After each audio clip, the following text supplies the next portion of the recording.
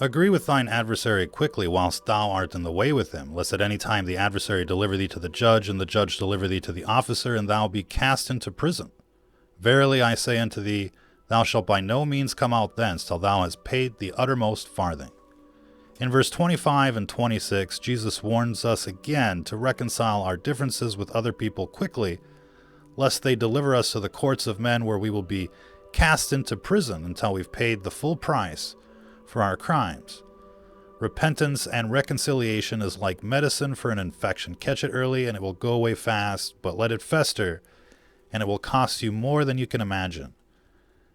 In verse 27 and 28, Jesus tells us that adultery is not only a physical act, but a thought crime as well. Ye have heard that it was said by them of old time, thou shalt not commit adultery. But I say unto you, that whosoever looketh on a woman to lust after her hath committed adultery with her already in his heart. These transgressions in our thought life or from our heart defile us and make us unclean and corrupt. So we have to mind our thoughts at all times, to keep our thoughts above the waist, above the shoulders, as if what we're thinking is being projected over a loudspeaker. Every thought, every word, every action you perform is recorded against you and will be used against you in the highest court of them all. In verse 29, it says, And if thy right eye offend thee, pluck it out and cast it from thee, for it is profitable for thee that one of thy members should perish, and not that thy whole body should be cast into hell. And if thy right hand offend thee, cut it off and cast it from thee. For it is profitable for thee that one of thy members should perish, and not that thy whole body should be cast into hell. And sometimes we develop bad habits, and these end up being problems.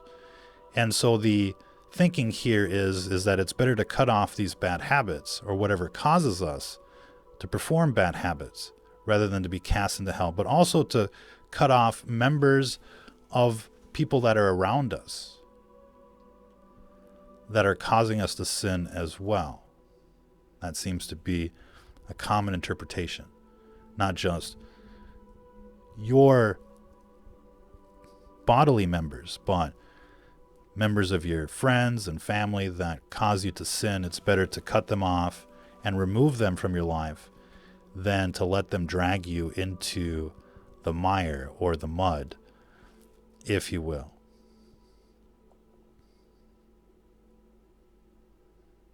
Sin has consequences in this life and the next, and so it's better to remove everything that causes us to sin.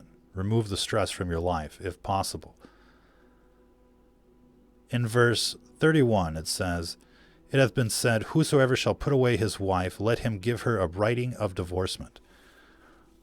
But I say unto you that whosoever shall put away his wife, saving for the cause of fornication, causeth her to commit adultery, and whosoever shall marry her that is divorced committeth adultery.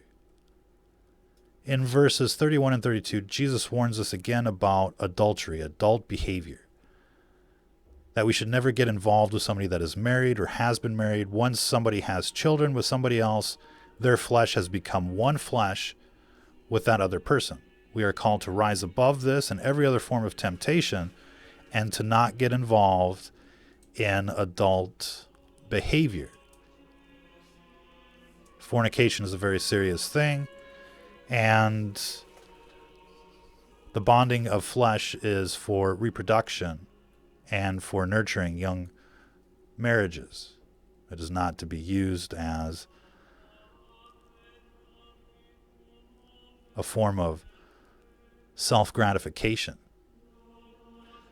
In verses 33 to 37, Jesus tells us not to swear or to take an oath. Again, ye have heard that it hath been said by them of old time, Thou shalt not forswear thyself, but shalt perform unto the Lord thine oaths. But I say unto you, swear not at all, neither by heaven, for it is God's throne, nor by the earth, for it is his footstool, neither by Jerusalem, for it is the city of the great King. Neither shalt thou swear by thy head, because thou canst not make one hair white or black.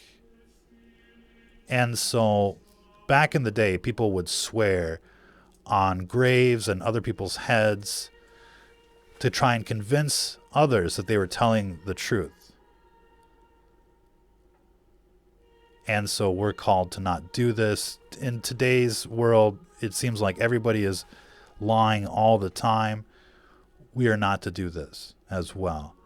But let your communication be yea, yea, nay, nay. For whatsoever is more than these cometh of evil. Our responses should be simple and to the point and centered around truth at all times.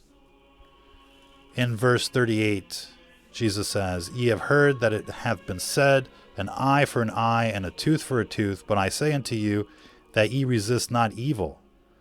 But whosoever shall smite thee on thy right cheek, turn to him the other also.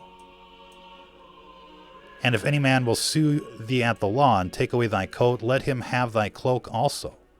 And whosoever shall compel thee to go a mile, go with him twain.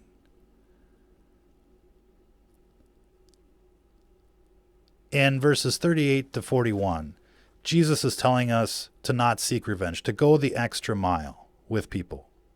Don't just go 1 mile, go with them twain. The dark side will do everything it can to provoke you to anger. Anger leads to hatred. Hatred leads to murder.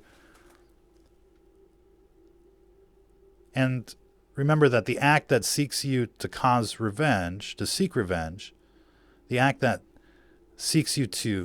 that causes you to seek revenge, we should say, is like a snake bite. It's that anger that festers inside you that gives people free rent in your head, that drives you to commit even more sin. Sin begets more sin, and essentially the dark side is always trying to provoke you and sabotage you and tempt you into doing evil. And so we're to rise above that and go the extra mile, turn the other cheek, and do what we can to bring peace to the table, to essentially purify the situation. It's only love that can overcome evil. It's only the light that can overcome the darkness.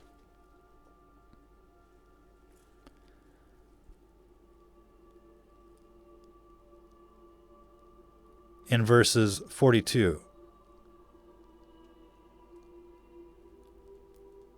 it says, Give to him that asketh thee, and from him that will borrow of thee turn not thou away. Ye have heard that it hath been said, Thou shalt love thy neighbor and hate thine enemy. But I say unto you, love your enemies, bless them that curse you, do good to them that hate you, and pray for them which despitefully use you and persecute you, that ye may be the children of your Father which is in heaven.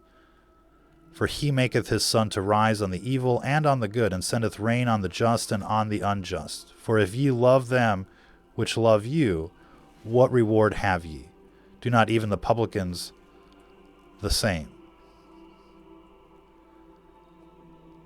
And so Jesus tells us that we should give to those that ask us, that ask from us, and never deny someone that would borrow from you, for it is better to give than to receive. Jesus calls us to love our enemies and to do good to those that hate us, because violence begets more violence, and the only way to make a bad situation good is through love and positive acts. Jesus tells us to pray for those that use us and persecute us, that we may be perfect in the eyes of the Almighty, because even evildoers love them, because even evildoers love those that love them. And this is what we're called to do, to go the extra mile, to love, to bring peace to the table, and to reconcile our differences with those in a peaceful way, to do the best that we can do.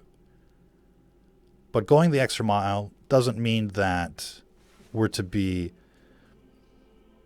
taken advantage of forever. Jesus is asked in a later chapter, how many times should we forgive our brothers? 7 times? And Jesus responds, not 7 times, but 7 times 70, or 490 times, which means that We love a lot, we forgive a lot, but not forever. There does come a time when even Jesus will turn over the tables. And that's something that's important to remember. We start off with the best intentions. We do the best that we can. We try and reconcile and bring peace to the table. But if all else fails, we have to defend what matters most. We protect what matters most. And that will never change. And so there comes a time when you become zealous and protect the temple, and you turn over the tables, and you cast out those that would turn a holy place into a den of thieves, if you will. And in verses 47 and 48, it says, "And if ye salute your brother only, what do ye more than others? Do not even the publicans so? Be ye therefore perfect, even as your Father which is in heaven is perfect." So we're not called to try to be perfect. We're called to be perfect. The standard isn't to try. The standard is to be. We are called to conversate with all people, not just those that we know and love. We're to reach out, spread the light, evangelize, make a difference. That's who we're called to be. That's at the core of the Beatitudes, which continues on in chapter 6. And we'll take that on in the next episode.